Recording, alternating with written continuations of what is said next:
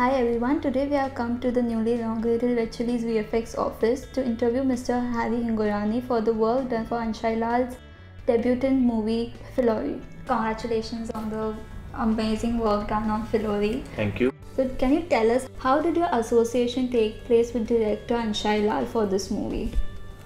Anshai Lal, Ketan and we know Anshai Lal since Chak De days. Okay. That's I think 10 years back it released. And we even worked together in Dostana. Okay. I mean, as a director, I feel, he's pretty clear what he wants and he understands VFX pretty well. And when was RC VFX brought on board for the movie? See, talks were on, he was at it, he was kind of writing a couple of scripts with his friend, Anvita. So he used to discuss with us exactly, what kind of he's thinking, what movies he's thinking about. So one day idea came exactly, he wanted to do a ghost movie. So we said, okay, let's do a concept. And we made some concept where production house was not involved at that time. So we made concepts and based on that he pitched production houses. So he was pretty clear about what he wanted because he was living with the movie since last 2 years. The whole idea came 2 years back. Okay. So you guys, before even the production was came in, you guys came into the picture. Yeah, because it's a VFX film and it was very necessary to show any production house who's on board exactly what director sees it. And I think nowadays it's very important because the technology is available, so you can work out concepts and kind of show exactly what will be finally, and you can plan it better. And what we did basically, he started with sitting with our artists, he storyboarded everything, and based on storyboards we did the pre-visualization of every sequence, key sequences where ghost was involved. Basically to work out exactly, what kind of rigs are going to be required, how we are going to shoot it, why she's sliding.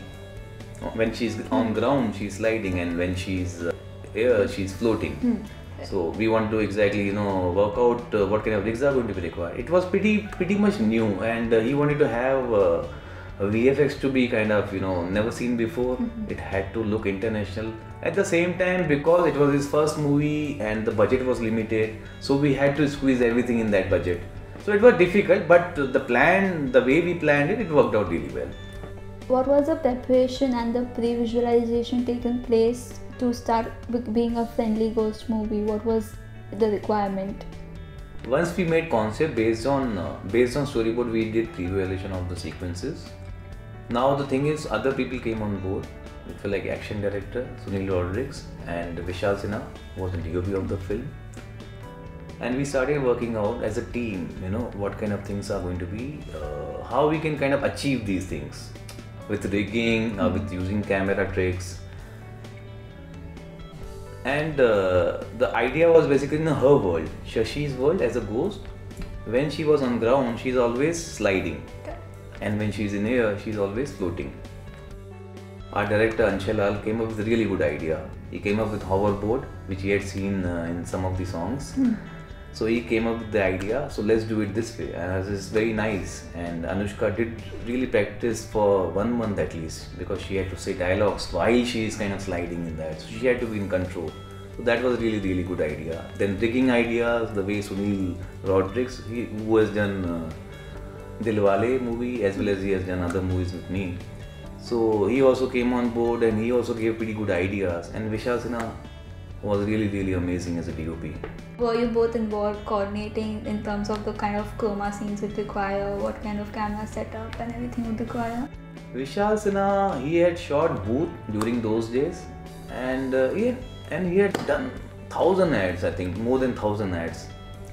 So he's pretty clear how VFX works, and that was really great help. I think for me as well as for the director and for everybody, because I said the budget was limited, so we had to kind of achieve things the way it looked in previous, and at the same time it had to look good. So in terms of references, what kind of reference material was taken?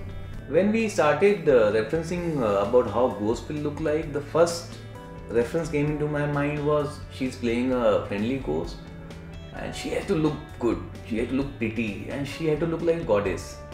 So we went through some references where you see, images of goddess, they have nice fumes around and the kind of smoky feel they have. And then we came up with the glitter because she's made of whole glitter and all that. So we changed that. So that was the idea, whole idea. And that made it look, we did a couple of tests which kind of, initially we started using smoke and all that. Then director came and changed it, let's do it this way. And finally what we achieved, it looked really good and everybody liked it. Can you tell us about the number of VFX shots and artists and the days which went into the making of the movie? I think around 1000 shots. Over 4 to 5 months average, you can calculate around 50 to 60 artists worked over 4 to 5 months. Since we observed two eras in the movie, one is the present time and one is the past time, what kind of research you guys had to do over it? See, movie had a couple of major sequences. I mean, you can say Shashi as a ghost mostly in the movie. Then the whole climax sequence, which is completely computer generated, beside their faces, that are also retouched. And then we had, because film is set when British ruled India at that time, then we had little cleanups and all that. So not major, so wherever we would see wires and all that, so we had to remove that and make it more beautiful. And then Golden Temple has been created. For Golden Temple, back in 1920s, director had one image, which kind of, I think it matches really well with what we have done. And we shot part of it, 15-16 people, at the same ground where we shot whole Jallianwala. So the Golden Temple, we shot day for night, okay, against chroma. A lot of people think, no, it's not looking good and all that, but the idea was it had to look like what it looked during 1920s. If you see that image, it's pretty close. Let's get into the details of the shots and the sequences which were there in the movie. So in the whole movie we see Anushka floating around and there is a transparency and translucency observed in the movie when she's phasing through the walls and the doors. Can you tell us what exactly went into the whole preparation of it and how did you accomplish those shots? See, as we have pre-visualized every sequence, key sequences, wherever she was there as a ghost. And because we had very limited time, because the whole film was shot in 55 days, which is the most, I think, challenging thing, because you're shooting whole the scenes, then as a ghost, she was a half an hour in the movie. So if you don't plan it, you can't finish it in 55 days. So we had planned it exactly with action director, DOP, what kind of rigs will be required, how we are going to shoot it, what kind of lighting is going to give us. And it was very clear from the beginning. So if you talk about intro sequence where she floats in midair, obviously first thing what we shoot is basically her with rigs, and then you have to completely clean her up from the background. So for that you have to reshoot the plate. A similar camera move. So you get the background and you clean her up from it. Then you make the model of hers, which has to be rotomated completely. There's a term rotomation when you do in computer. So you kind of make a 3D model of hers and match it exactly frame by frame with her. So that serves as a base. That then it goes for simulation. Cloud simulation has been done. Then it goes for particle simulation. And then it goes for relighting. Basically it had to match with real lehenga. So whole process goes and finally compositors get those shots, all passes and they compose it. So did you have to take a 3D scan of Anushka before the shoot started? Yes, we did that. Yes, we did that. And the last day of the shoot we did that. And when we see the making of the videos also, we see her leg wrapped and a man who's holding her floating around. Correct. So how difficult was it to, even for Anushka also to show it and for you guys also to match it around with everything? She practiced for quite a lot. I mean, those things. I mean, hanging for 10 minutes in mid-air is kind of not a joke. The whole idea was because lehenga we were not worried about, because lehenga had to regenerate it in computer. So that really helped. Otherwise, you have fans, different fans give the lehenga movement. That kind of takes a lot of time. So the idea was obviously completely generate lehenga in VFX. That will really help to shoot in number of days. And speaking about the post-era sequence, the Jallianwala Bagh sequence, how did you manage to achieve that? Jallianwala sequence was the most difficult sequence in the film. It was around 10 to 12 minutes long, and actual location of Jallianwala we were not allowed to shoot there. So what we did basically, we came to Mumbai after completing whole schedule in Punjab, We built a set here inside Mehboob studio. That was the biggest studio which we had. And like you can say, it was just 20% of what Jallianwala was there. So just part of it. So we matched the foregrounding, basically tiles, and rest was completely chroma. There were no trees, nothing. We had to regenerate it in computer completely. And we shot around 6 to 7 days. The complication was Anushka as well as Diljit was there. Both were the gurus. And with them around 15 to 2000 another gurus, which had transparency. Again, like Anushka has and Diljit has, same kind of transparency. So you had to shoot different layers, and every time you shoot plates. So finally, when we shot everything based on the storyboarding, we had we had around 250 to 300 people. That much only we could accommodate on that set, and we shot plates separately with different passes. So in terms of the ghosts also, which you can, and especially when they both meet and they float up. So, and when we see the making also, you don't really see people around. So were there crowd simulation also done, or you had to completely put people? We didn't go for crowd simulation because we want to show real faces. Because crowd simulation, when people are so close to camera, they don't look real. You can do crowd simulation when they are sitting in stands very far away, where you don't see their faces. That really works. But when they are so close, it doesn't work. So everything was shot real.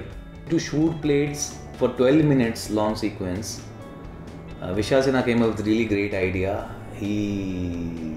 With Panther, he had put 4 cameras on it, which I have never seen it. I have seen it 2 cameras, but 4 cameras was really amazing. Then we had to kind of work on them the way we did on Anushka and Diljit. We see Anushka revealing herself to Mehreen Pirzadeh, and that time we only observed the dupatta. So can you tell us how did you go about accomplishing that shot? That kind of sequence been done in I think a lot of movies, I guess. But then story demanded that, and the idea is basically shoot the character, shoot the actor doing her lines, and then kind of replace her face with dupatta. Okay. So you take plates separately and kind of replace it. Okay. Yeah, that's pretty much straightforward nowadays. And in terms of the software used, which were the main software which for compositing, mainly we use new software. And then we had a cloth simulation software. Then we had particle simulation software. Then Maya we have used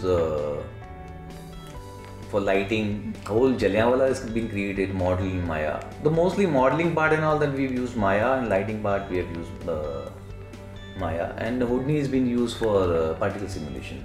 And in terms of the render time, did they take a lot of time? Climax sequence took a lot of time. I think 4 to 5 hours per frame with all passes. Okay, so that was 12 minutes long. The whole sequence took a lot of time to render. But we planned it such a way, I mean, we could complete it properly on time. And the great help we got from Clean Slate, Karnesh Sharma as a producer, and we got Foxstar India. That was really, because the deadline was kind of very tight, and it was really great help.